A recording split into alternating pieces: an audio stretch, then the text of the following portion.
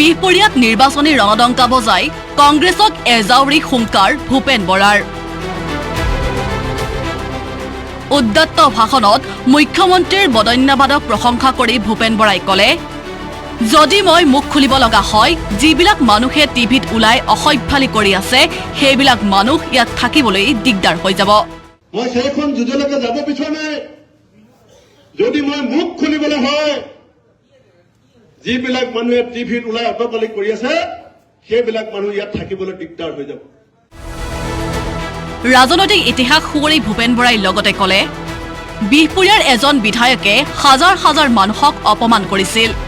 লক্ষ্মণ ৰেখা অতিক্ৰম নকৰিবলৈ সকিয়নি বিজেপি নেতা ভূপেন বৰাৰ। মই জানো যে এজন বিধায়কে বিহপুৰীয়া সমষ্টিৰ হাজাৰ হাজাৰ মানুহক তেওঁৰ ঘৰত কিমান অপমান কৰিছিল। মোৰ গুৰিত তালিকা আছে যে এজন বিধায়কে ঘৰলৈ যোৱা মানুহক কিমান হাজাৰ হাজাৰ মানুহক কিমান অসভ্যালি কৰিছিল, কিমান মিছবিহেভ কৰিছিল। যদি মই এটা ফেচবুকত লাইভ দিওঁ যে যিসকল মানুহক বিজেপিৰ সেই বিধায়কজনে অপমান কৰিছিল, কলেজ গজেন শইকীয়া খেৰাজঘাট কলেজৰ গভৰ্ণিং বডি চেয়াৰমেন, বিজেপি দলৰ আটাইতকৈ পুৰণা নেতা, সেই গজেন শইকীয়াক খেৰাজঘাট কলেজৰ মিটিঙত কেনেকৈ অপমান কৰিছিল, এইবিলাক ইতিহাস মই জনা আছে।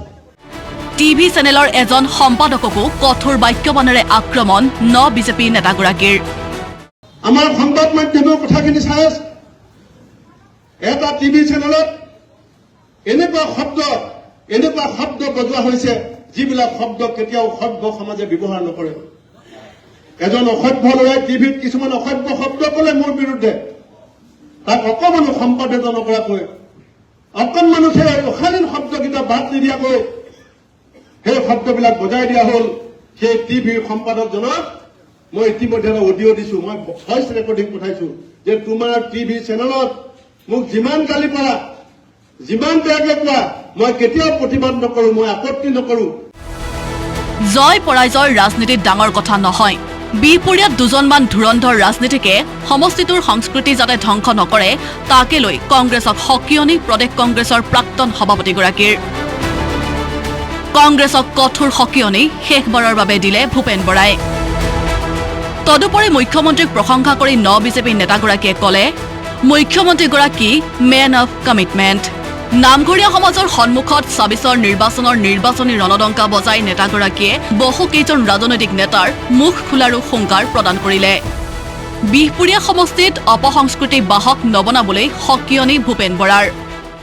যে এই সমষ্টিটোৰ যিটো সংস্কৃতি, আমাৰ এই সমষ্টিটোৰ যিটো পৰম্পৰা, তাক যাতে দুজনমান ধুৰন্ধৰ ৰাজনীতিকে নিজৰ স্বাৰ্থত এটা অপসংস্কৃতিৰ বাৰ্তাবাহক কৰিব নোৱাৰে।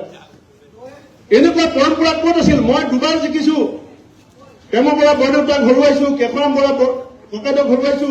মই কেতিয়াও দেৱানন্দ প্ৰেম বৰা বৰদেউতাৰ ঘৰৰ আগত বিহু মাৰিবলৈ যোৱা নাছিলো। ৰাইজ, মই কেতিয়াও যোৱা নাই। বিহুমাৰী ঘৰৰ দেৱালত পিক পেলোৱা কংগ্ৰেছী নেতাকো সকিয়নি ভূপেন বৰাৰ। ইলেকশ্যন আৰম্ভ হোৱাই নাই, মোৰ ঘৰৰ আগত কংগ্ৰেছে বিহু মাৰে। কালিলৈকে মই দলটোৰ সভাপতি আছিলো। গৌৰৱ গগৈকে আদি কৰি গোটেই নেতাবিলাক মোৰ ঘৰত গৈ পেলাই ক'লে যে ভূপেন বৰা কংগ্ৰেছৰ স্তম্ভ আছিল। এতিয়া স্তম্ভৰ ঘৰৰ আগত আহি পেলাই তেওঁলোকে মোৰ পদূলিটো ঘেৰাও কৰি তামোলৰ পিক পেলাইছে চাৰিওফালে। এইটো সংস্কৃতি নেকি ৰাজনীতিত? জাতীয় গৌৰৱ গড় হত্যাৰ কলংকৰে কলংকিত ৰকিবুল হুছেইনৰ বিৰুদ্ধে পূৰ্বতকৈও অধিক আগ্ৰাসী ৰূপত ভূপেন বৰা। প্ৰদ্যুৎ বৰদলৈ আৰু দেৱব্ৰত শইকীয়াৰ ৰাজনৈতিক দুৰৱস্থাক লৈও সৰব হ'ল ভূপেন বৰা। মই কি অপৰাধ কৰিলো? মোৰ অপৰাধ যে এজন গড় হত্যাকাৰী, গড়ৰ তেজেৰে কলংকিত ৰকিবুল হুছেইনৰ বিৰুদ্ধে প্ৰতিবাদ কৰিব ওলাই। মোৰ অসম মাতৃৰ গৌৰৱ, অসমৰ গৌৰৱ গড় হত্যাকাৰী হাতত ধৰি ৰাজনীতি নকৰো বুলি মই কংগ্ৰেছ দলৰ পৰা ওলাই আহিছো। এইটো মোৰ অপৰাধ। আৰু সেইকাৰণে এতিয়া কংগ্ৰেছ দলে প্ৰচেছন কৰি আহি মোৰ ঘৰৰ আগত বিহু মাৰে আৰু মোৰ ৱালখন তেওঁলোকে তামোলৰ পিকেৰে ৰাঙলী কৰে। কেইবাটাও ৰাজনৈতিক বাক্যবাণেৰে কংগ্ৰেছৰ বাহিৰে ৰংচং ভিতৰে কোৱা ভাতৰি পোহৰলৈ আনিলে সদ্য কংগ্ৰেছ ত্যাগী নেতাগৰাকীয়ে। নাৰায়ণপুৰৰ পৰা চন্দন শইকীয়াৰ সহযোগত মৌচুমী গগৈৰ ৰিপৰ্ট, আছাম টক্স।